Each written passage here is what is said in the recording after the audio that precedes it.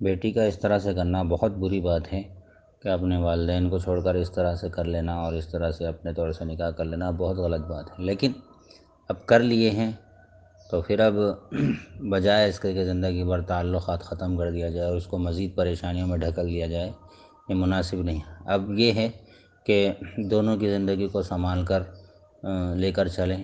ایسا نہ ہو کہ پھر آگے جا کر وہ جو نالائق لڑکا تھا جس نے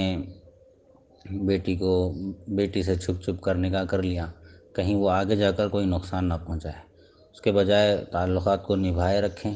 اور پھر اس کے اوپر بھی دباؤ بنائے رکھیں، تاکہ ایک خاندان جب بیٹی کے ساتھ میں لگا ہوا رہتا ہے، ملا ہوا رہتا ہے، تو وہ بھی ایک اپنے اندر پاور محسوس کرتی ہے کہ میرے ساتھ بھی کوئی ہے، میرے پیچھے بھی کوئی ہے۔ نادانی میں،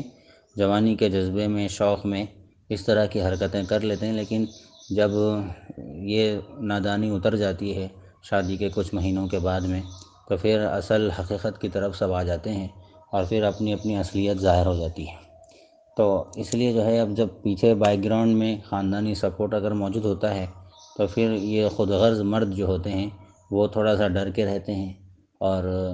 طلاق دینے کا مسئلہ ہو یا چھوڑ دینے کا مسئلہ ہو یا کوئی بھی مسئلہ ہو تو اس سے بچ کر رہتے ہیں،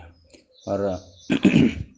اگر دیکھتے ہیں کہ یہ تانے تنہا ہے، کچھ نہیں ہے، تو مزید ٹارچر کرنا شروع کر دیتے ہیں۔ لہذا اب چونکہ نادانی کر بیٹھی ہے لڑکی، تو اب اس کو بجائے مزید اس مصیبتوں میں ڈھکلنے کے اس کو جو ہے سپورٹ ہی کر دیا جائے، خاموشی اختیار کر لی، سپورٹ کیا جائے بلکہ خاموشی اختیار کر لی جائے، اور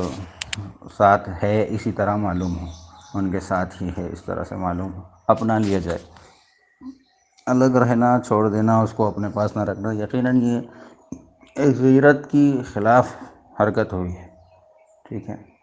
لیکن یہ ہے کہ اب ہر معاملے میں بیوی کا سپورٹ بھی یعنی بیٹی کا سپورٹ بھی نہ کیا جائے۔ اگر شوہر کچھ تنگی کرتا ہے یا کچھ